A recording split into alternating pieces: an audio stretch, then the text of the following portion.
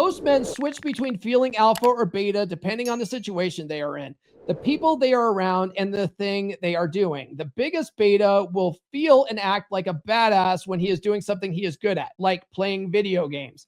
And many otherwise alpha guys act like a little bit when they are around certain women or guys they see themselves as inferior to.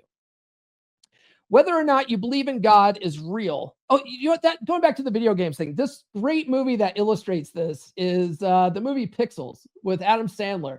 What a fun movie! It's one of my son's favorite movies, so I've watched it a billion times. And in that movie, if you've never watched it, Adam Sandler and his buddies were video game champions back in the 80s, right? And NASA took a bunch of our video games and cultural things and put it in a rocket ship and launched it in outer space. And just in case it ever got in contact with another species, they would see what we were all about and learn about our species and stuff. And so video games were a part of it. And so this alien species comes and they declare war on us by playing video games, right? By playing old 1980s video games like, Centipede and Pac-Man and whatever. And Adam Sandler and his nerd buddies get recruited by the government to train Navy SEALs how to play video games. And so in the first battle where they're testing this out, these big buff, like 6 foot tall alpha dudes that are in the military can't defeat the aliens because they don't know how to play video games. So who become the contextual alphas? The nerds, right? Isn't that funny? And then Adam Sandler gets the hot girl because he's always writing these, right? He always writes himself in as the guy who gets the hot chick, right? Okay, when you're Adam Sandler, right? So whether or not you believe in God is real, it is useful to study the character of God in religious literature because he clearly appeals to humans' desire to follow the archetypical alpha. God is a man who creates reality, makes all rules, provides guidance and leadership, is all powerful, is all knowing, controls all resources, conquers bad guys and challenges, and feels no fear or anxiety. The God of the Bible is closest to the archetypical alpha, which is why he is the most popular of the gods. It is interesting that the God of the Bible is compassionate, loving, and accepting of his followers, but only if they obey his commandments. God does not need anything from anybody. He only helps his followers because they have shown their loyalty by bringing him some kind of sacrifice.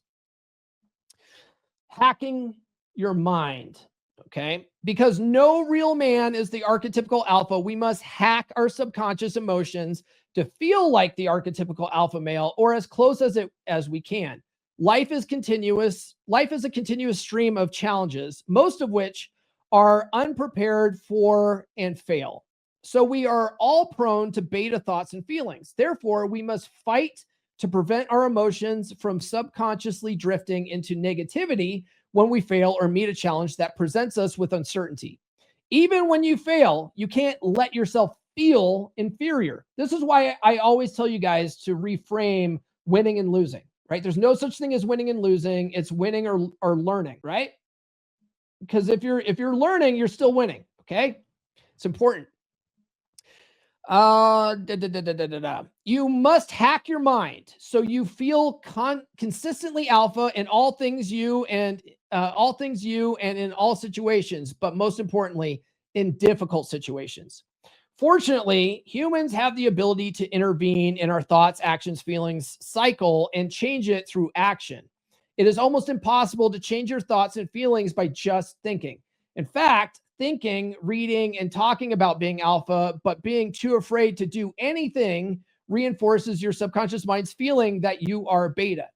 Not only is spending all day on the internet reading manosphere without doing anything wasting your time, it is actually making you more beta. Even if your thoughts, actions, emotions cycle is trending positively, you can do something beta and turn the cycle negative again. You must always keep working. This is why I say the work never stops. And, I used a lot of the stuff I used to talk about with dating on the podcast, I haven't talked about in a long time, but a lot of guys are just reading this and just mentally masturbating. They're never going out and testing this stuff. This is why I say don't take what I say at face value. Like, go out and test this shit, okay? You have to go out and try some of this stuff out yourself, or you're just wasting your time.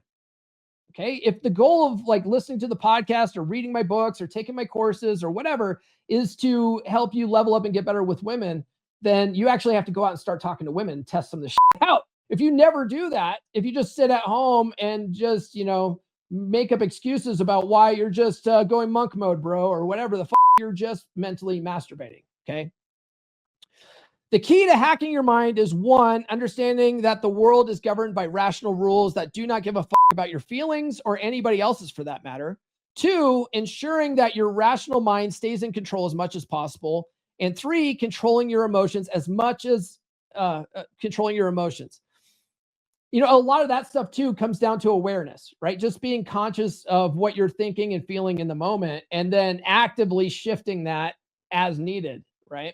Until it becomes more of a habit, right? This is all the stuff he's talking about, hacking your mind and like reprogramming your subconscious, is exactly why I wrote this book, right? Psychology Paradigm. It's the essential skills of a masculine present psychology paradigm. It's all about rewiring what's up here so that you do this stuff instinctively, as opposed to having to like consciously think about it. And, because if you're consciously thinking about it, it's not going to come across as natural. People can sniff this shit out.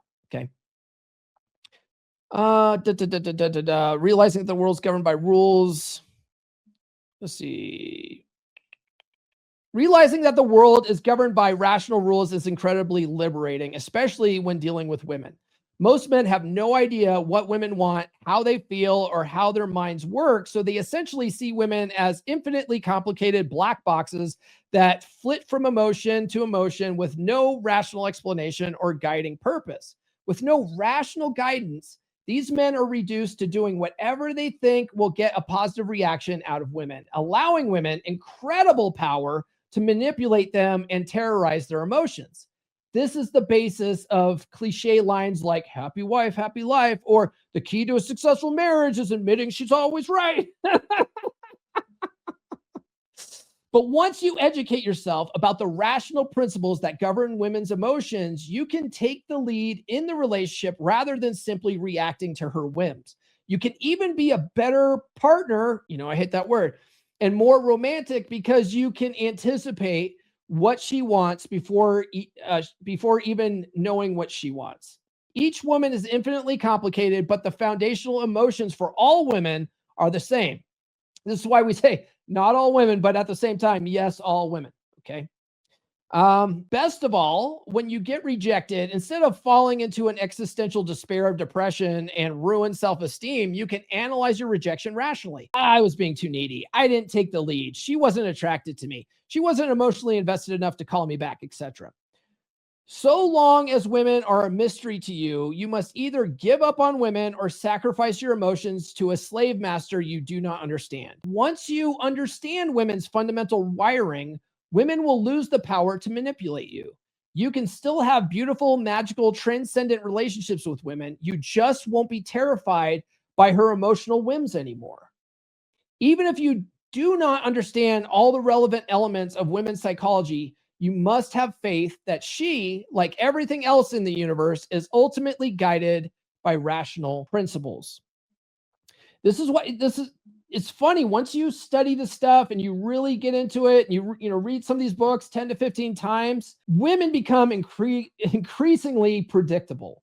Like it's funny to watch, and you'll see it in relationships. One thing that I first heard from Coach Corey Wayne is that women will fall for you by the 7th or 8th date on average, right? And they'll be pushing for exclusivity. If you just let things play out and you facilitate fun and they will eventually, by the 7th or 8th date, be pushing for a relationship. And I was like, is that true or not? I don't know. But I just went with it and tested it out. And for sakes, it is god awfully accurate. It is pretty spot on. And you see it in every guy that I've talked to, that I've coached through dating. I'm just like, just wait for it, man. By the 7th or 8th date, she's going to be pushing for exclusivity. You don't have to put any pressure on her at all. And these guys are like, yep, she came and gave me the talk today. I'm like, how long have you guys been seeing each other? Oh, about this is probably our 8th date, right? Like it's like clockwork. Okay. Yes, all women.